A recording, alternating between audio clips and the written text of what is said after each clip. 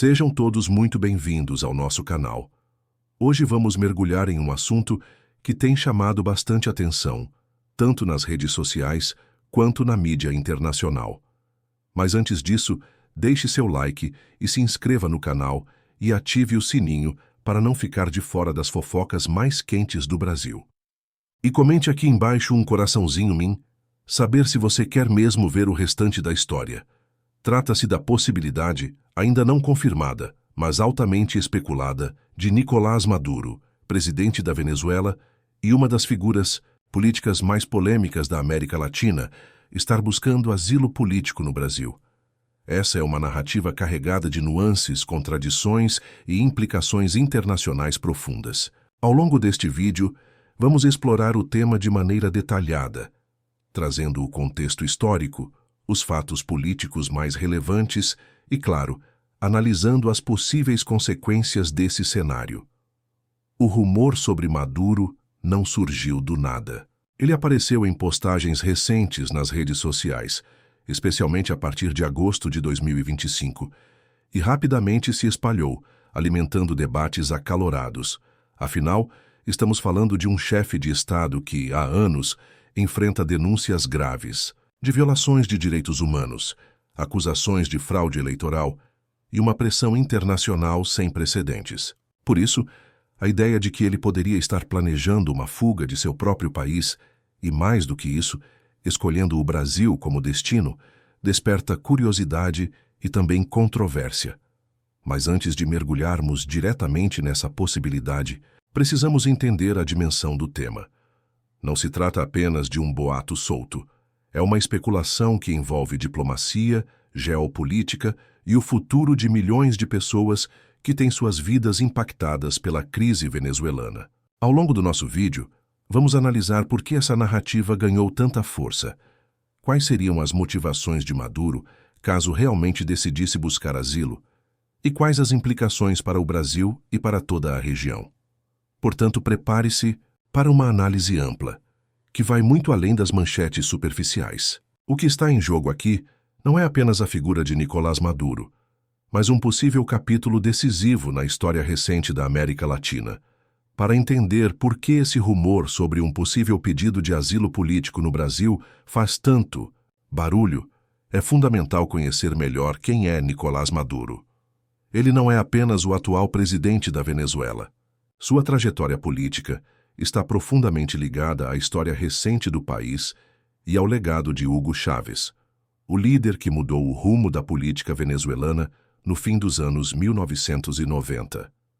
Nicolás Maduro Moros nasceu em 23 de novembro de 1962, em Caracas, a capital da Venezuela.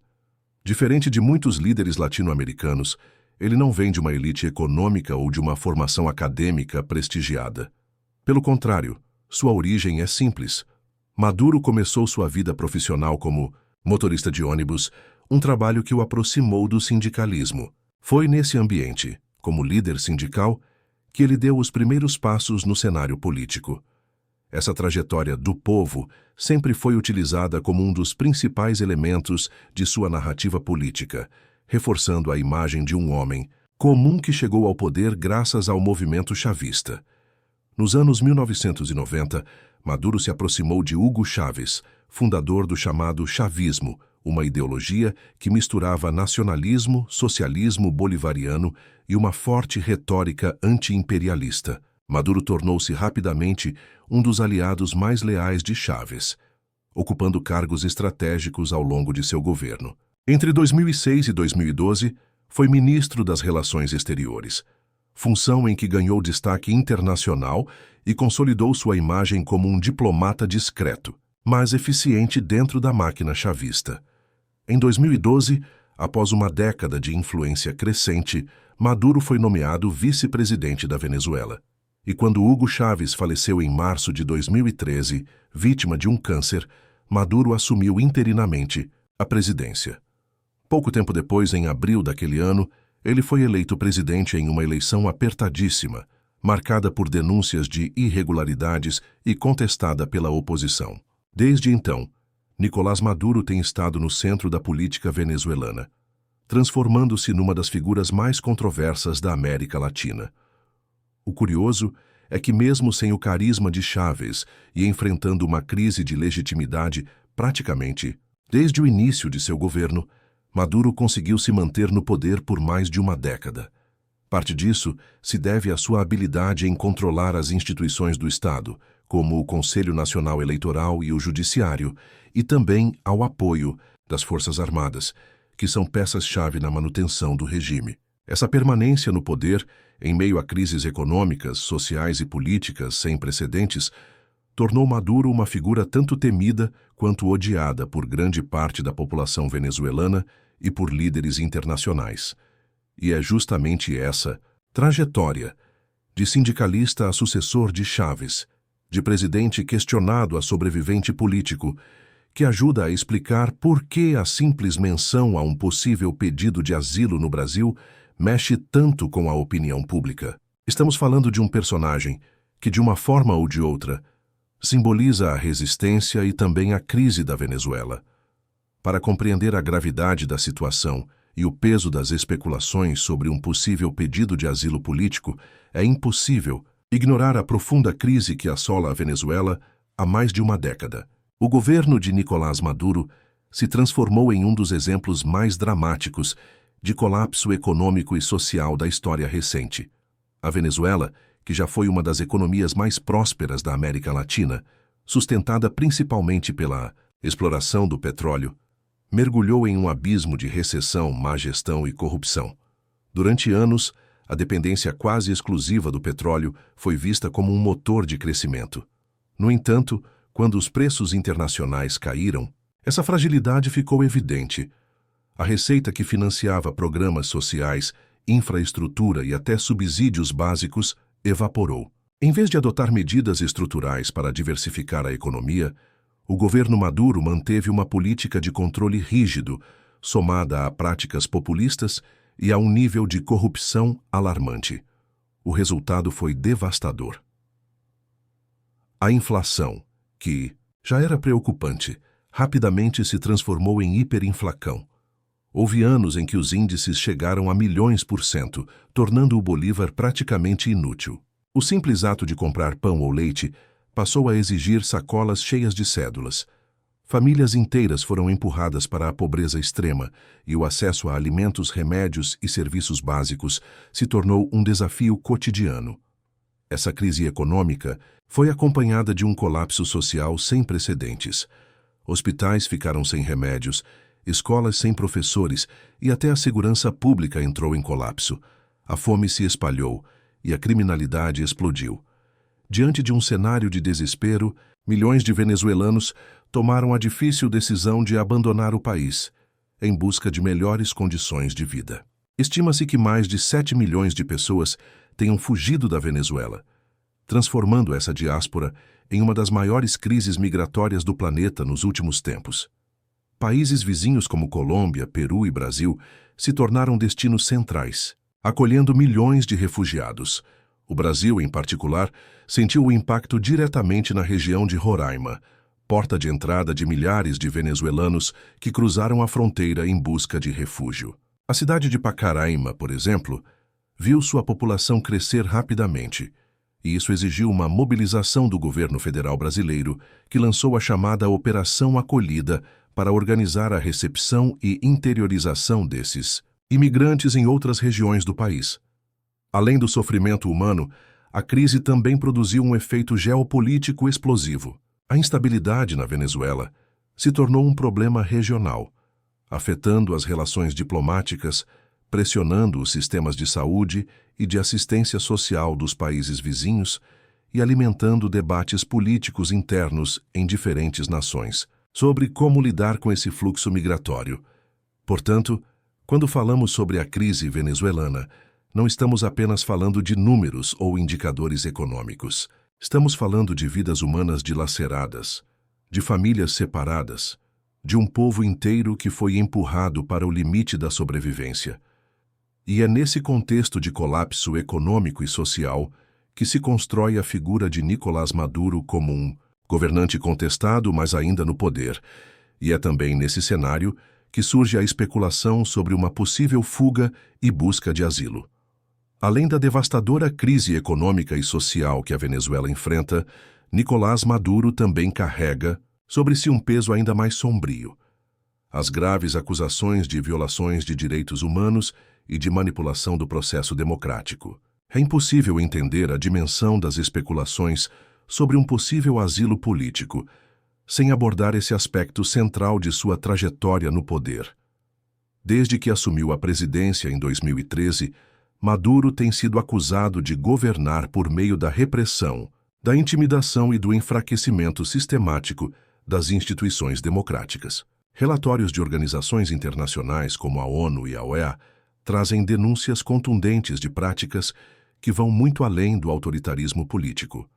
Há registros de execuções extrajudiciais, prisões arbitrárias de opositores, uso sistemático da tortura, como método de intimidação e repressão brutal de protestos pacíficos. Essas denúncias não vêm apenas de adversários políticos, mas de organismos internacionais independentes, o que dá a elas uma legitimidade difícil de ser ignorada. A oposição venezuelana, liderada por nomes como Juan Guaidó, Maria Corina Machado e, mais recentemente, Edmundo González Urrutia, acusa Maduro de ter se mantido no poder à custa de eleições fraudadas. Em 2018, sua reeleição foi amplamente contestada, não sendo reconhecida por países como Estados Unidos, Canadá, membros da União Europeia e até pelo Brasil, que na época estava sob o governo de Jair Bolsonaro. O pleito foi descrito como ilegítimo, pois ocorreu em um ambiente de perseguição a candidatos opositores, controle rígido da mídia e uso das instituições eleitorais a favor do governo. As eleições presidenciais de 2024 repetiram esse cenário. Embora o Conselho Nacional Eleitoral tenha declarado Maduro vencedor, denúncias de fraude se espalharam rapidamente. Protestos massivos tomaram as ruas e a resposta do governo foi mais uma vez a repressão violenta. Segundo dados da ONU, mais de 2,4 mil pessoas foram presas em manifestações, muitas delas sem direito a julgamento justo. O clima de medo se consolidou e figuras da oposição foram forçadas ao exílio, como González Urrutia, que buscou refúgio na Espanha, enquanto outros, como Maria Corina Machado, permaneceram no país sob constantes ameaças. Esse histórico fez com que Maduro fosse alvo de forte isolamento internacional. Não apenas governos, mas também organizações de direitos humanos o classificam como responsável por crimes contra a humanidade. Essa pressão se intensificou ao longo dos anos, especialmente por parte dos Estados Unidos, que chegaram a oferecer recompensas milionárias por sua captura. Portanto, quando se especula que Maduro poderia buscar asilo em outro país, esse não seria apenas um gesto de fuga de instabilidade política interna, mas também uma tentativa de escapar do cerco internacional que se fecha cada vez mais sobre ele. Não se trata apenas de um governante impopular. Trata-se de um líder acusado formalmente de crimes graves, cujas consequências podem ultrapassar a esfera política e atingir também a judicial, com riscos concretos de prisão caso deixe de ter o aparato estatal para se proteger. Os rumores sobre um possível pedido de asilo político de Nicolás Maduro no Brasil ganharam força a partir de uma fagulha típica do nosso tempo, uma postagem nas redes sociais que, em questão de horas, se transforma em notícia para milhões de pessoas. Foi assim em 15 de agosto de 2025, quando um tweet sem fonte identificada, recheado de afirmações categóricas e um tom de furo exclusivo, alegou que Maduro estaria preparando uma fuga secreta da Venezuela, com direito a disfarces, para não ser reconhecido, e que o destino final seria o território brasileiro. A publicação, como tantas outras que já vimos, misturava detalhes vívidos com suposições vagas, um combo irresistível para a engrenagem do compartilhamento automático. De post em post, o boato cresceu, ganhou vídeos explicativos, threads inflamadas e, claro, a chancela informal de perfis com muitos seguidores que tratam a especulação como fato consumado. Mas aqui é importante manter a cabeça fria. Não há confirmação oficial. Nenhum governo, nem o venezuelano, nem o brasileiro, tampouco autoridades internacionais, endossou a narrativa. E ainda assim, por que ela pegou?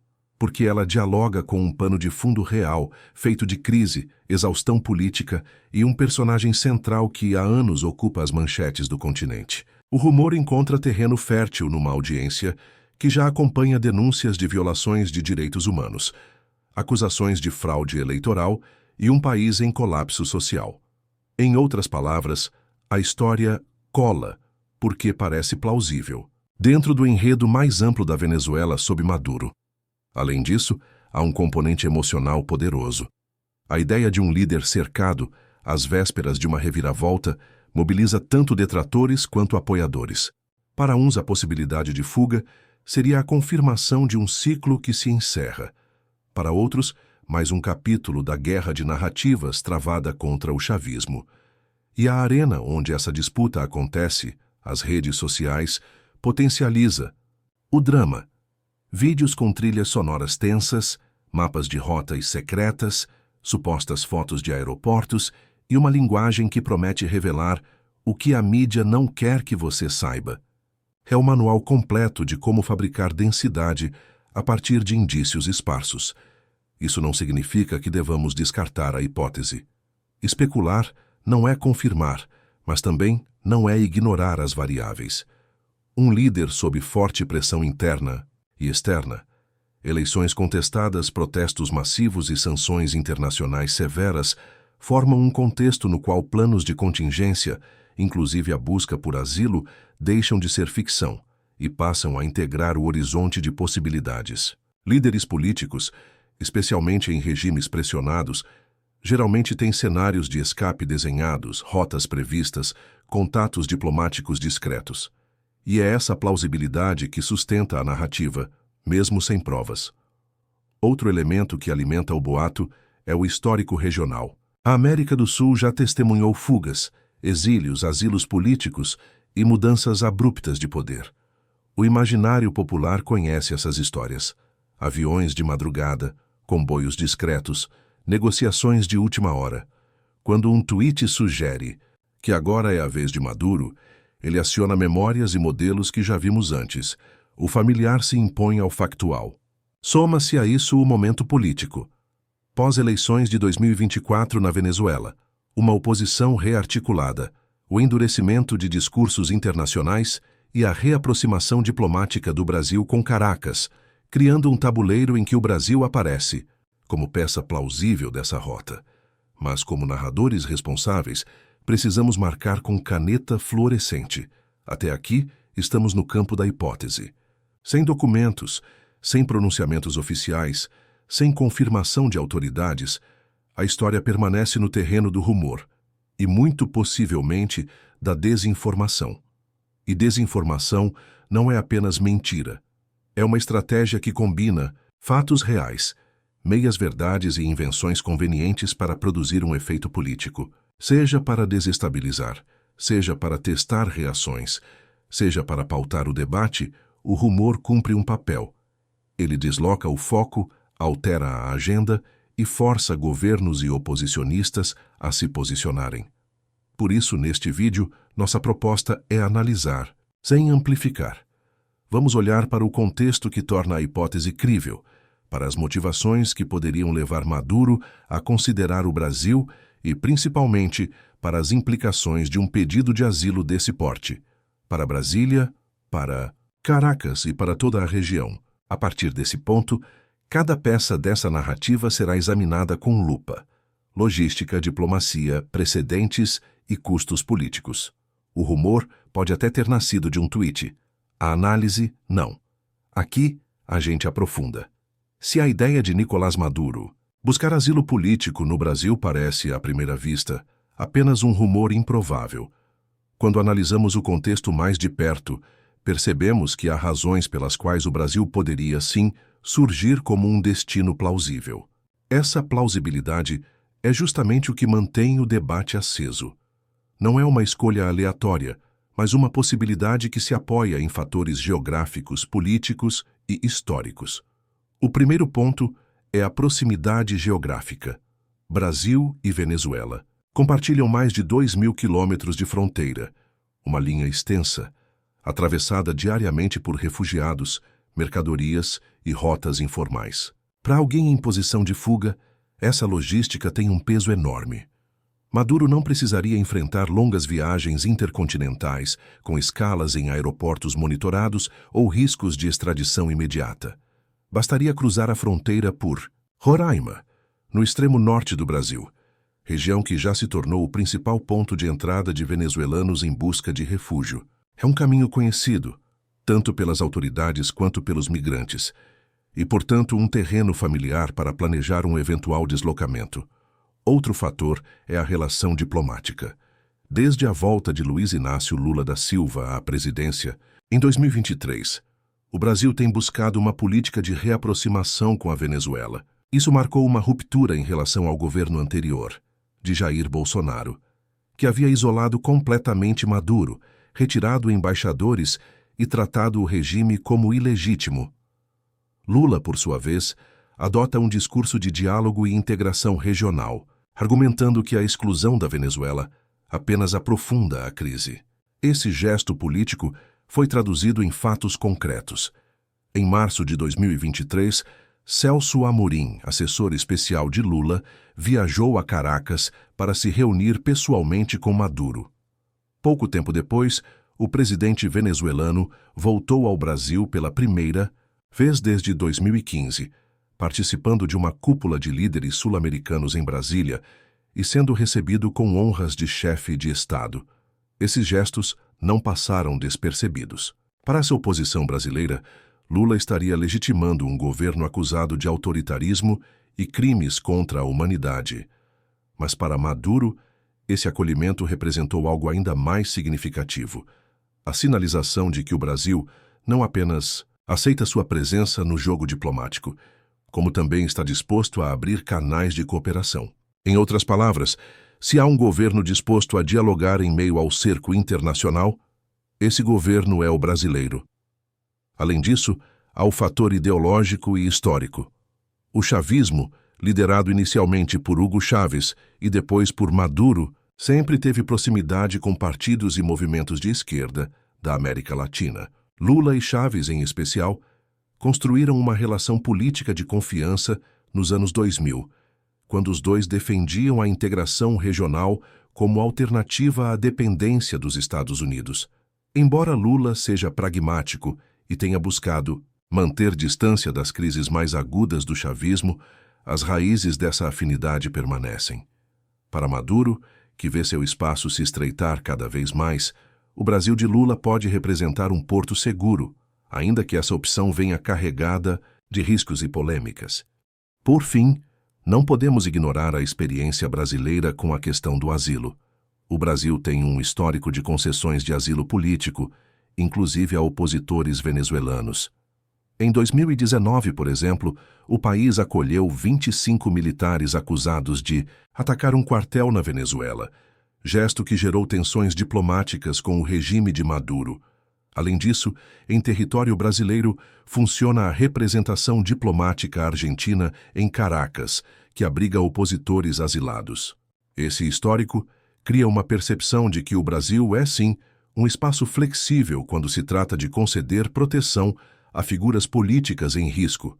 Somando todos esses elementos, fronteira compartilhada, relações diplomáticas reabertas, afinidades históricas e tradição de asilo, o Brasil surge dentro do tabuleiro de opções como um destino estrategicamente viável para Nicolás Maduro. É claro que a decisão envolveria riscos diplomáticos enormes e repercussões internas intensas, mas não é de todo descabida. E é exatamente por isso que o rumor encontrou espaço para crescer, porque há de fato razões concretas para acreditar que o Brasil poderia ser considerado uma alternativa em um cenário de fuga. Para entender por que o Brasil aparece como peça central nessa especulação sobre o possível asilo de Nicolás Maduro, é essencial observar como as relações Brasil-Venezuela evoluíram nos últimos anos. Esse relacionamento já passou por momentos de proximidade, distanciamento e até hostilidade aberta, mas, atualmente, vive uma fase de reaproximação que ajuda a alimentar a plausibilidade do rumor. Durante o governo de Jair Bolsonaro, entre 2019 e 2022, a Venezuela foi tratada como um inimigo político. O governo brasileiro não reconhecia Maduro como presidente legítimo, declarava apoio a Juan Guaidó como presidente interino e chegou a expulsar diplomatas ligados ao chavismo. Foi uma política de isolamento duro, alinhada à posição dos Estados Unidos, da União Europeia e de parte da comunidade internacional. Para Maduro, esse período foi marcado por um Brasil hostil, que reforçava seu isolamento e contribuía para minar sua legitimidade externa. Mas esse cenário começou a mudar em 2023, com a volta de Luiz Inácio Lula da Silva ao poder. Desde o início de seu terceiro mandato, Lula deixou claro que sua política externa seria marcada pelo diálogo e pela reconstrução da integração regional, e isso incluía, inevitavelmente, a Venezuela. Em março daquele ano, o assessor especial da presidência, Celso Amorim, fez uma visita oficial a Caracas para se reunir com Maduro. Esse gesto aparentemente protocolar teve um significado profundo. O Brasil estava abrindo novamente as portas do diálogo com o governo venezuelano. Pouco tempo depois, Maduro desembarcou em Brasília para participar de uma cúpula de líderes sul-americanos. Foi sua primeira visita ao Brasil desde 2015, e dessa vez ele foi recebido com honras de chefe de Estado. A cena de Maduro lado a lado com Lula e outros presidentes da região provocou fortes reações internas. Setores da oposição brasileira acusaram Lula de passar pano para um governo autoritário, lembrando os relatórios da ONU e da OEA que apontam crimes contra a humanidade cometidos pelo regime. Já Lula defendeu sua posição, argumentando que o diálogo é o único caminho possível para resolver a crise venezuelana e que a exclusão apenas aumenta o sofrimento do povo. Esse pragmatismo brasileiro tem raízes históricas. Lula sempre teve uma relação próxima com Hugo Chávez nos anos 2000, quando ambos defendiam a criação de mecanismos de integração sul-americana independentes dos Estados Unidos, como a Unasul. O Partido dos Trabalhadores de Lula também mantém uma afinidade ideológica com o chavismo, embora nunca tenha adotado a mesma radicalidade. Essa ponte histórica facilita a retomada de relações, ainda que sob críticas internas e internacionais.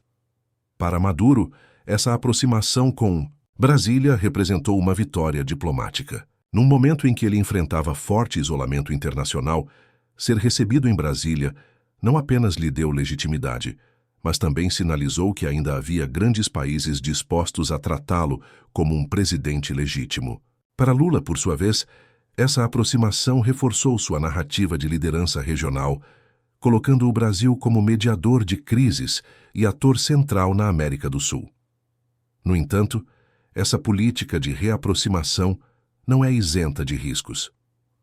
O Brasil se coloca em uma posição delicada, equilibrando o interesse de manter boas relações com um vizinho estratégico e a pressão interna e internacional para não legitimar um regime acusado de violações graves. Nesse ponto, entra o rumor sobre o asilo.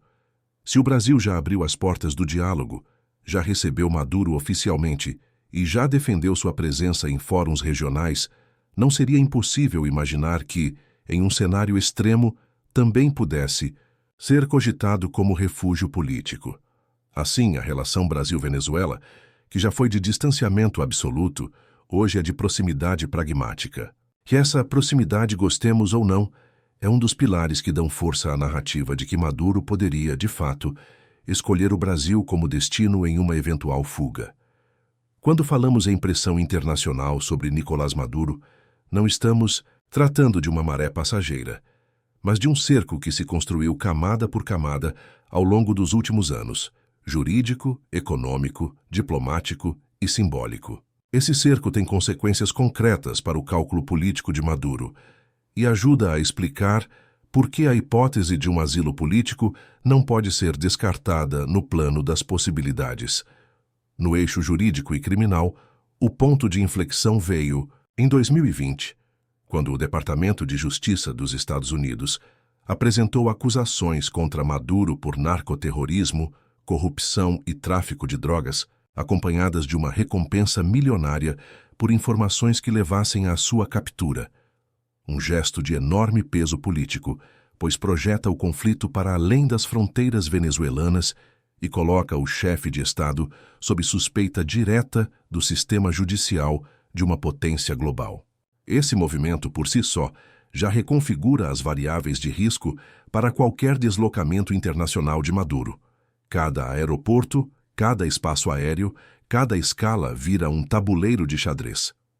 Avançando no tempo, chegamos a 2025, quando essa recompensa, segundo as informações que circulam no tabuleiro político, teria sido elevada a 50 milhões de dólares, em um contexto de endurecimento do discurso e da prática norte-americana após a posse de Donald Trump para um segundo mandato, em janeiro de 2025. A mensagem é clara. A estratégia de pressão máxima não é retórica. Ela se traduz em sanções, isolamento e na tentativa explícita de deslegitimar Maduro como interlocutor no concerto das nações. Não é só sobre congelar bens ou bloquear contas.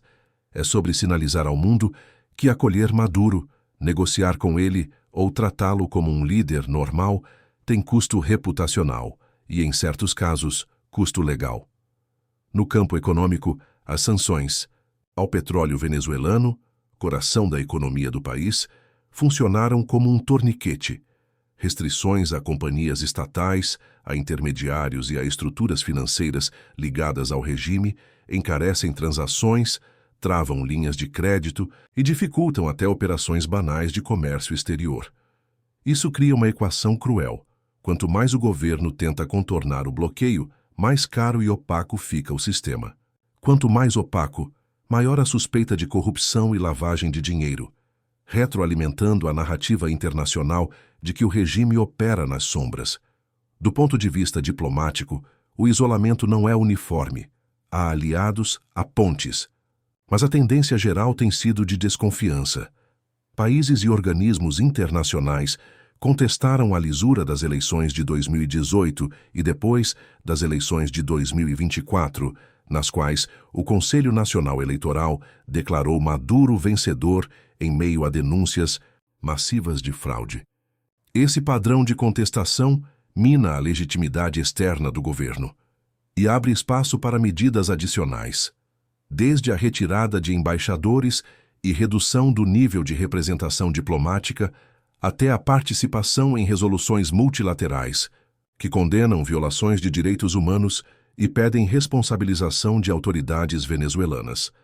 Há ainda o componente simbólico, que não deve ser subestimado. Relatórios de organismos como ONU e OEA, descrevendo execuções extrajudiciais, prisões arbitrárias e tortura, não são apenas peças de arquivo. Eles pavimentam a possibilidade de investigações internacionais, reforçam pedidos de sanções e mobilizam a opinião pública global.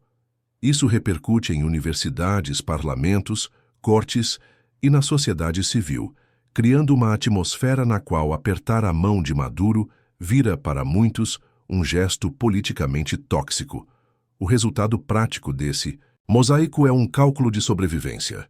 Para Maduro, cada dia no poder exige equilibrar 3 pratos: a estabilidade interna, forças armadas, serviços de segurança, base política, a resiliência econômica, capacidade de manter o Estado funcionando sob sanções, e a janela diplomática, buscar interlocutores, mediar crises, encontrar saídas. Quando esses 3 pratos giram em velocidades diferentes, com a economia sangrando, a diplomacia encurtando e a pressão judicial subindo o tom, a ideia de planos de contingência ganha corpo. E dentro do pacote de contingência, por mais polêmico que seja, existe a opção do asilo. Um caminho que não resolve o passado, mas redesenha o futuro imediato. Nesse cenário, o Brasil aparece como um possível porto, não por acaso, mas por uma série de fatores já discutidos: proximidade geográfica, reaproximação diplomática e tradição de asilo. Para um líder cercado por sanções, mandados e recompensas, operar a partir de um território onde haja ao menos canal político e ambiente jurídico para discutir sua situação pode significar a diferença entre a captura e a readequação estratégica. É exatamente aí que o rumor encontra oxigênio. Quando a pressão internacional atinge patamares em que ficar começa a parecer mais arriscado do que sair. Em resumo, a pressão internacional sobre Nicolás Maduro não é um detalhe de bastidor. É a estrutura sobre a qual se sustenta a hipótese de asilo. Ela aperta, ela isola, ela tipifica condutas, ela criminaliza redes de apoio, ela encarece alianças e, ao fazer isso, empurra o tabuleiro para um ponto em que rotas de fuga deixam de ser lenda urbana e passam a figurar como item de pauta em gabinetes onde a sobrevivência política é discutida com a frieza de quem conta, uma a uma, as peças que ainda restam no jogo. Para entender por que a hipótese de um asilo político ganhou tração, precisamos entrar no coração da instabilidade interna que tomou conta da Venezuela após as eleições de julho de 2024. Aquele pleito, anunciado como um momento de virada, acabou se transformando em mais um capítulo de contestação e desconfiança. O Conselho Nacional Eleitoral, controlado por aliados do governo, declarou Nicolás Maduro vencedor. A oposição denunciou fraude de ponta a ponta, desde a inscrição de candidaturas até a totalização dos votos. O resultado foi imediato. Protestos massivos irromperam em Caracas e se espalharam por grandes e pequenas cidades, arrastando multidões que, apesar do medo, voltaram às ruas para exigir transparência, respeito ao voto e uma transição política real. A resposta do Estado foi dura. Unidades policiais e forças de segurança foram mobilizadas com rapidez. Bloqueios apareceram nas principais avenidas e a repressão escalou com velocidade. Segundo dados citados pela ONU, mais de 2,4 mil pessoas foram presas em manifestações, um número que, por si só, traduz a escala do conflito e o grau de risco a que cidadãos comuns foram expostos por se manifestarem. Em meio a bombas de gás, detenções relâmpago e relatos de maus tratos em centros de detenção, consolidou-se o que muitos passaram a chamar de clima de medo. Protestar virou sinônimo de desaparecer por horas ou dias, de perder o emprego, de ver parentes e amigos intimidados. Nesse ambiente sufocante, lideranças da oposição tentaram manter as chamas da mobilização acesas. Edmundo González Urrutia, catapultado como uma das figuras centrais desse ciclo eleitoral, viu-se forçado a deixar o país e buscar refúgio na Espanha após a emissão de um mandado de prisão, um gesto que sinaliza o custo pessoal de permanecer na arena política venezuelana.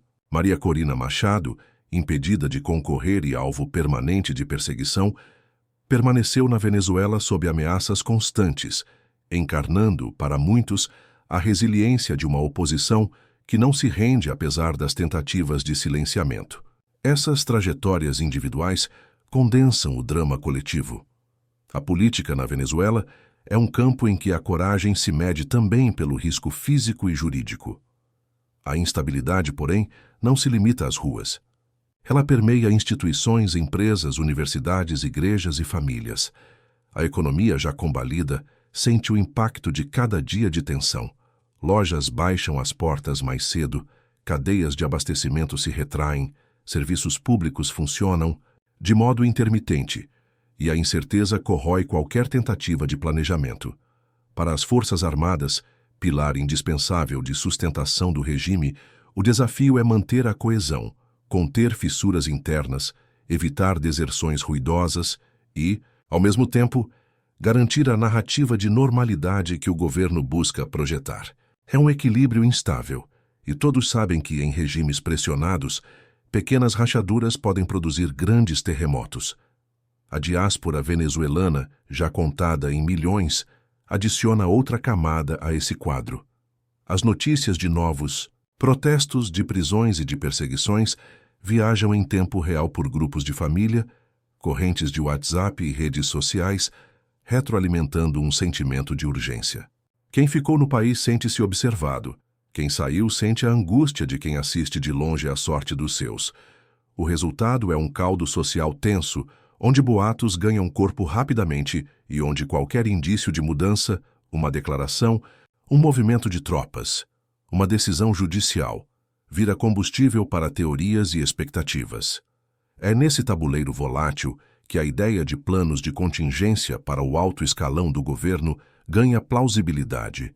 Quando a rua ferve, quando a oposição encontra novas vozes, quando organismos internacionais aumentam o escrutínio e quando a economia não oferece respiro, a permanência no poder exige mais do que controle institucional.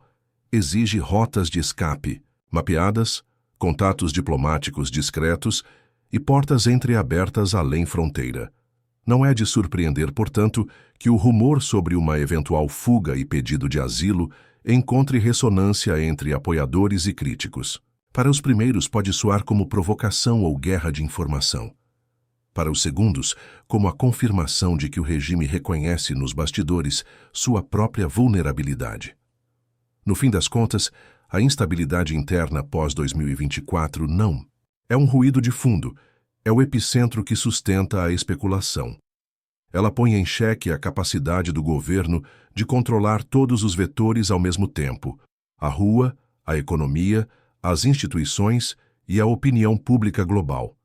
E quando esse controle vacila, a imaginação política, inclusive a de quem ocupa o topo da pirâmide, precisa considerar todos os cenários, entre eles o de deixar o país.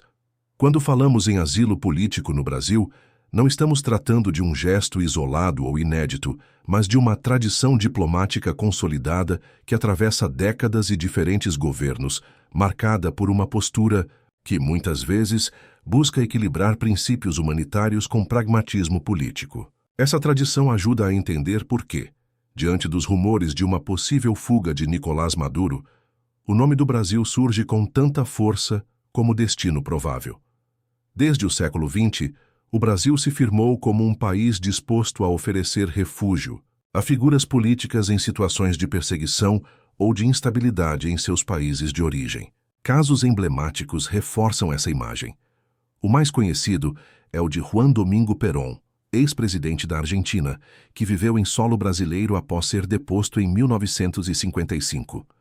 Sua presença no país não apenas ilustra a abertura brasileira, mas também demonstra como o território nacional já funcionou, em diferentes momentos, como um porto seguro para líderes latino-americanos em queda. Esse traço não se limitou ao passado distante.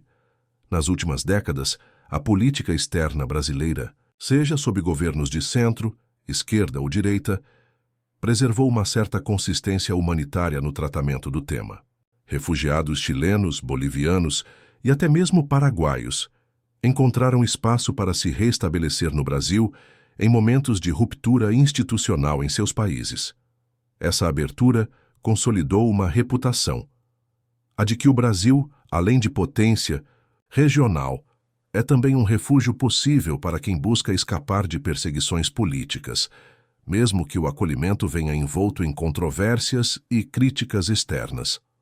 No caso específico da Venezuela, essa tradição ganha uma camada adicional. O Brasil é hoje destino direto de milhares de venezuelanos comuns, que atravessam a fronteira em Roraima, em busca de trabalho, saúde e dignidade. Esse fluxo migratório, que já ultrapassou a casa de centenas de milhares de pessoas, foi institucionalizado por meio da chamada Operação Acolhida, lançada em 2018 e ainda em andamento.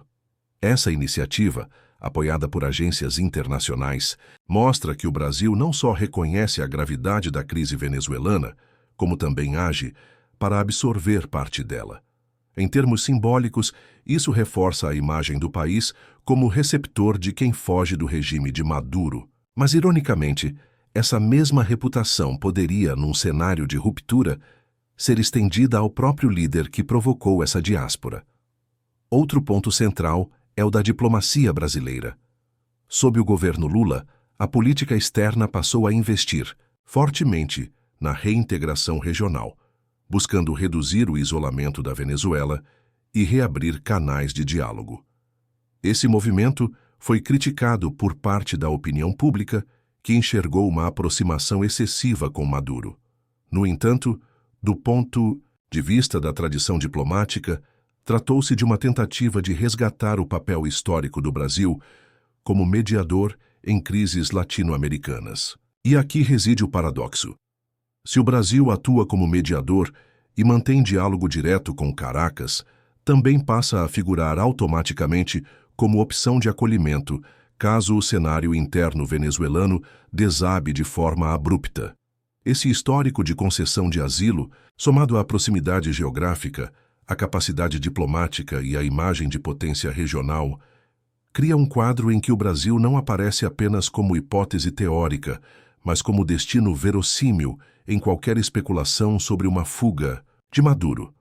Claro, isso abriria uma série de dilemas políticos e diplomáticos para Brasília, como equilibrar a tradição humanitária com as pressões internacionais e os impactos internos. Mas, olhando pelo retrovisor da história, não seria a primeira vez que o Brasil se veria diante desse tipo de encruzilhada.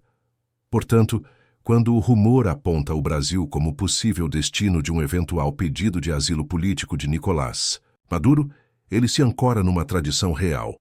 Uma tradição que mistura humanidade, pragmatismo e geopolítica e que já foi testada em outros momentos de tensão latino-americana. Não é mera coincidência. É um reflexo direto da forma como o país construiu sua imagem internacional ao longo do tempo.